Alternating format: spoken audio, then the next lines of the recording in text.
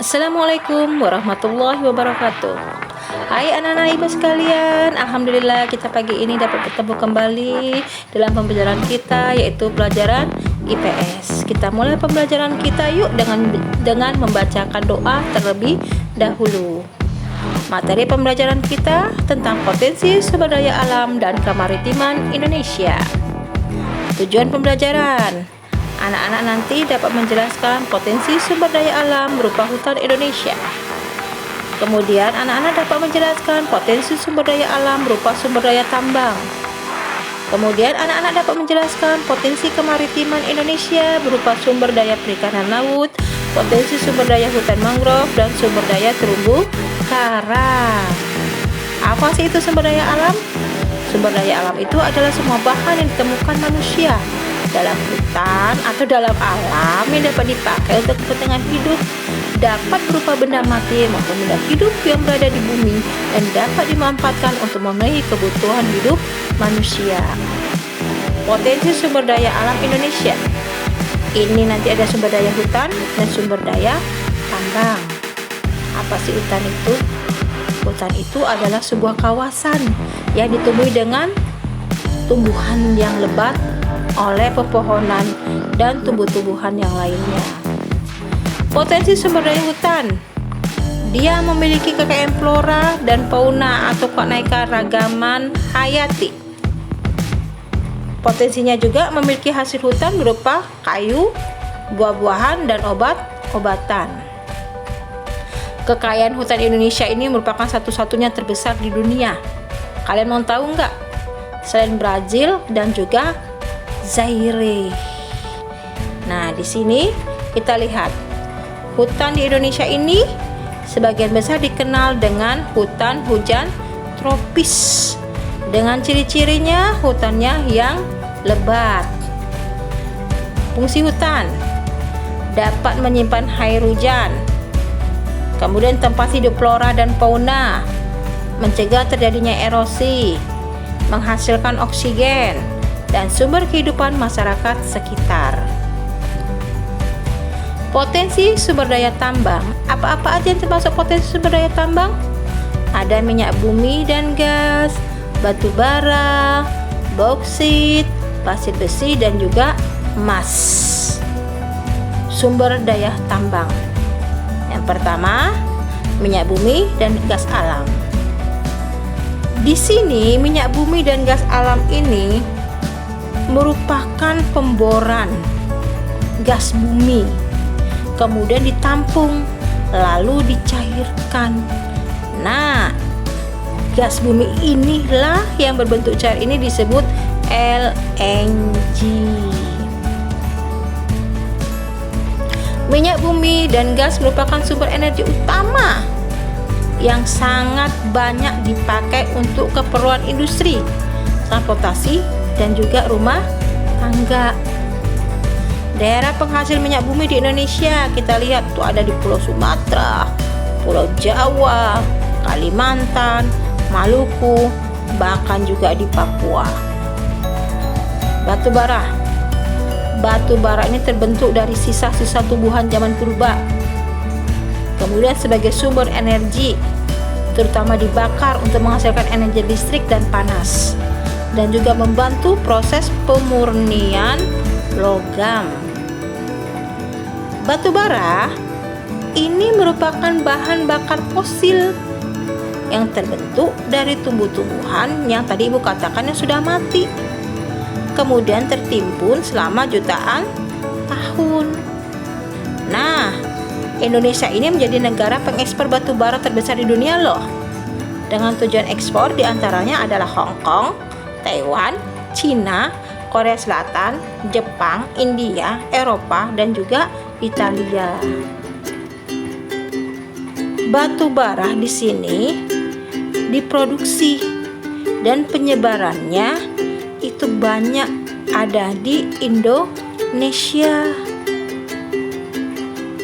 Kita masukin sekarang bauksit. Bauksit ini adalah biji aluminium, logam aluminium yang sangat banyak kegunaannya karena ringan dan tidak mudah berkarat. Aluminium dipakai untuk membuat badan pesawat terbang, kapal laut, alat-alat dapur, dan sebagainya. Indonesia memiliki potensi boksit yang cukup besar dengan produksi mencapai 1.262.710 ton. Daerah pertambangan yang kita lihat itu ada di Kepulauan Riau, Pulau Bintan, Kalimantan Barat, dan juga Singkawang. Pasir besi. Pasir besi ini dimanfaatkan untuk industri logam besi dan juga industri semen. Emas. Nih kita lihat emas. Emas ini merupakan logam emas, merupakan cadangan kekayaan suatu negara. Selain itu, logam emas juga dijadikan perhiasan, uang logam, barang kerajinan, dan juga harta simpanan. Di Indonesia ini banyak sekali memproduksi yang namanya biji emas. Emas itu dapat dimanfaatkan untuk perhiasan loh. Kita tahu kan, emak-emak banyak memakai perhiasan. Produksi emas di Indonesia itu pada tahun 2003 mencapai 141.019 ton. Wow, banyak sekali ya anak-anak ya. Nah, sekarang kita masuki yang selanjutnya. Potensi kemaritiman Indonesia. Nah, berupa lautan ya. Situ kamu lihat potensi kemaritiman bahwa Indonesia ini sebagian besar emang terdiri dari lautan. 2/3 luas Indonesia ini adalah lautan.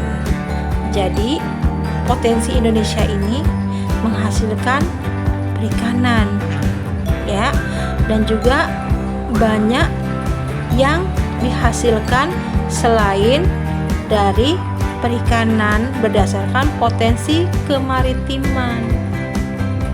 Nah, kita lihat lautan di Indonesia ini. Di sini tadi Ibu katakan banyak menghasilkan ikan. Ikan tersebut ditangkap. Kemudian ikan tersebut ya dapat diekspor ke luar negeri. Kita lihat tadi potensi kemaritiman, ada perikanan, terumbu karang, dan juga hutan mangrove. Kita lihat Indonesia itu sumbernya perikanan atau surganya dunia. Hasil perikanan terbesar di dunia. Banyak sekali hasil-hasil yang kita peroleh dari perikanan tersebut. Dari perikanan tersebut ini bisa dimanfaatkan secara optimal ya, karena potensinya ini merupakan potensi terbesar bagi sumber daya perikanan. Lanjut ke berikutnya lagi, hutan mangrove. Hutan mangrove ini adalah tipe hutan yang berada di daerah pasang surut air laut. Umumnya hutan mangrove ini berkembang dengan baik pada pantai yang terlindung, muara sungai atau laguna.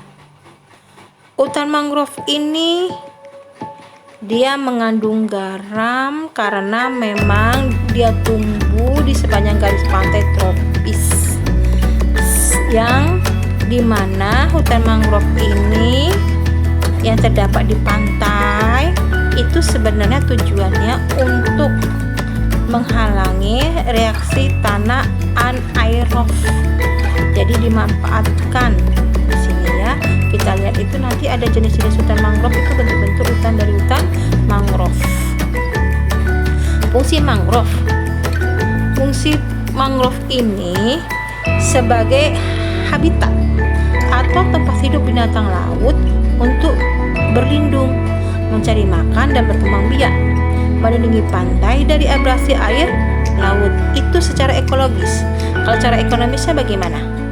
Dia menghasilkan kayu yang dapat dimanfaatkan untuk bahan bakar arang dan juga kertas, dan menghasilkan udang dan juga ikan.